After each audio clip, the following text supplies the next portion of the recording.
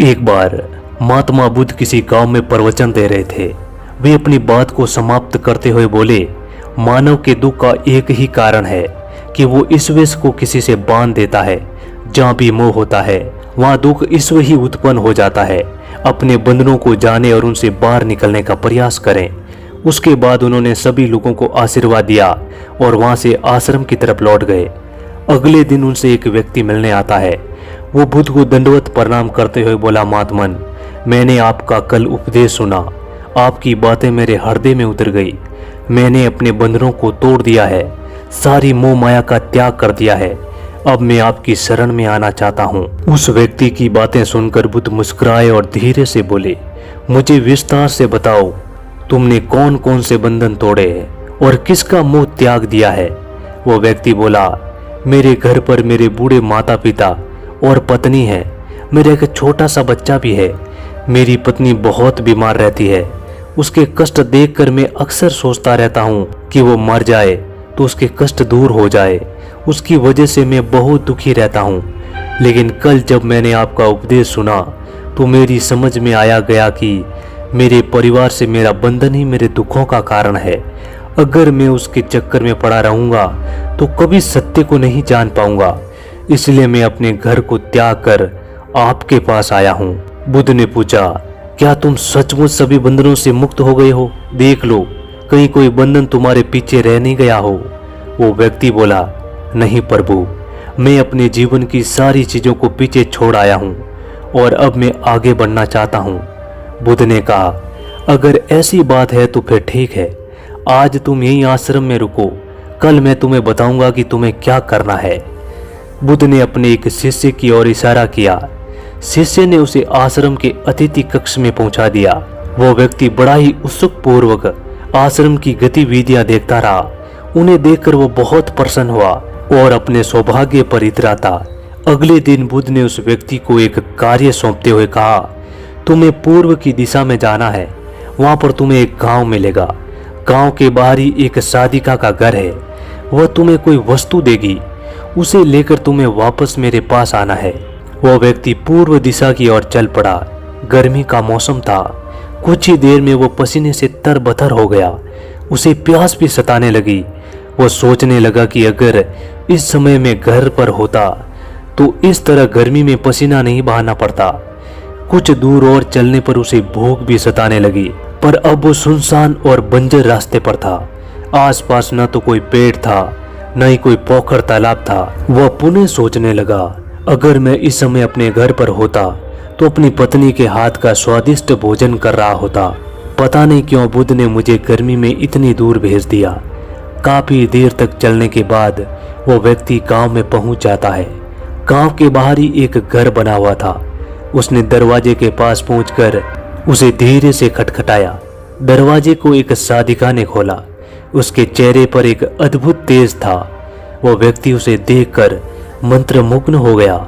साधिका ने उसे अभिवादन करते हुए कहा, मैं जानती हूँ कि आपको बुद्ध ने भेजा है, आप अंदर आ जाइए। वो व्यक्ति घर के अंदर चला गया। साधिका के कहने पर उसने पानी से हाथ मुंह धोया और एक चटाई पर बैठ गया। साधिका ने उसके सामने भोजन की थाली रख दी। वो जल्दी जल्दी भोजन करने लगा। अचानक उस व्यक्ति की नजर साधिका के पैरों पर पड़ती है। उसके पैर बहुत सुंदर थे। वह उन्हें देखता ही रह गया। तभी साधिका ने उसका ध्यान भंग किया और वह बोली, जिस व्यक्ति को बुद्ध के चरणों में स्थान मिल जाता है फिर उसे किसी अन्य चरणों की आवश्यकता नहीं पड़ती। साधिका की यह बात सुनकर वो व्यक्ति लज्जित हो गया और नजरें नीची करके चुपचाप भोजन करने लगा। भोजन करने के बाद साधिका ने कहा, आप बहुत दूर से आए हैं, थक गए होंगे, ये चटाई पर लेट जाइए, मैं पंखा कर देती हूँ। वह व्यक्ति बहुत थका हुआ था। वह चटाई पर लेट गया और अपनी आंखें बंद कर ली। साधिका उसे पंखा करने लगी, पर लेटने के बाद भी उस व्यक्ति को चैन नहीं आया। उसने धीरे से अपनी पलकों को खोला और चोर की नजरों से साधिका को देखने लगा। वह सोचने लगा कि ये स्त्री कितनी सुंदर है, इसकी वाणी कितनी मोहक है। अगर ये मेरी पत्नी होती तो मेरा जीवन स्वर्ग बन जाता। साधिका उसके मन की बात समझ गई और वह बोली, शरीर में कुछ नहीं रखा, ये केवल मांस, मज्जा और अस्थियों का जोड़ है। जो व्यक्ति उसके आकर्षण से मुक्त हो जाता है वही सत्य को प्राप्त कर पाता है। ये सुनकर वो व्यक्ति फिर घबरा गया। वह चटाई से उठा और बोला, अब मुझे बुद्ध के पास जाना चाहिए, कृपया आप मुझे सम्मान दे दें, जिसके लिए बुद्ध ने कहा था। साधिका ने मुस्कुराकर जवाब दिया, बुद्ध ने आपको जिस कार्य के लिए भेजा था वो तो पूर्ण हो चुका है। साधिका की ये बात सुनकर उस व्यक्ति को कुछ समझ तो नहीं आया, पर वो दरवाजे की ओर चल पड़ा। दरवाजे के पास पहुंचकर वो एक क्षण के लिए रुका और पलटकर बोला, क्या आप अंतर्यामी हैं? आपने मेरी मन की बातें कैसे जान ली? वह स्त्री मुस्कुराते हुए बोली, बुद्ध की कृपा से मोह माया से ऊपर उठ चुकी हूँ, इसलिए भावनाओं से निर्मित हूँ और किसी के चेहरे को देखकर उसके मन में उठने वाले विचारों को समझ लेती हूँ।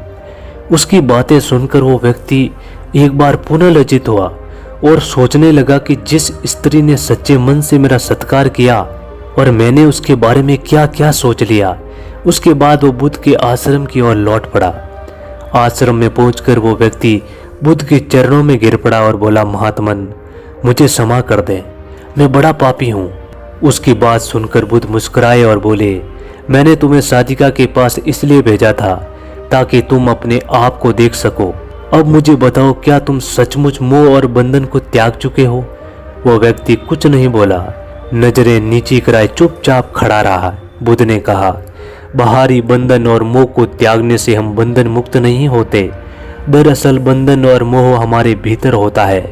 तुमने परिवार को छोड़ दिया और सोचा कि मैं बंधन मुक्त हो गया, लेकिन जैसे ही तुम्हें अवसर मिला तुम्हारे भीतर का मोह जाग उठा और इसी वजह से आज तुम अपने आप को पापी समझ रहे हो। वो व्यक्ति बोला, मुझे क्षमा कर दें प्रभु। फिर वो धीरे से बोला, आप सही कह रहे हैं, मैं केवल अपनी पत्नी से पीछा छुड़ाना चाहता था। वो बहुत बीमार रहती है, 1 वर्ष से हमारे बीच संबंध भी नहीं बन पाए हैं। मैं कुछ ज़्यादा कमाता भी नहीं हूँ, इसीलिए मैं अपने परिवार के दावतियों का निर्वहन ठीक ढंग से नहीं कर पा रहा हूँ। शायद इसीलिए मैंने अपने परिवार से पीछा छुड़ाना चाहा, पर अब मैं समझ गया हूँ, मेरा परिवार ही मेरा सत्य है और उसके दावतियों का निर्वहन ही मेरा असली कर्म है। बुद्ध बोले, मैं जो कुछ भी कहता हूँ वो अपने अनुभव के आधार पर कहता हूँ। लोग मेरी बातों को सुनते तो है, पर वे अपने स्वार्थ के अनुसार ही उसका अर्थ ग्रहण करते हैं। इसलिए मोह, माया, कामना, इच्छा, वासना, क्रोध को लोग बाहर की ओर खोजते हैं, जबकि ये हमारे भीतर होते हैं।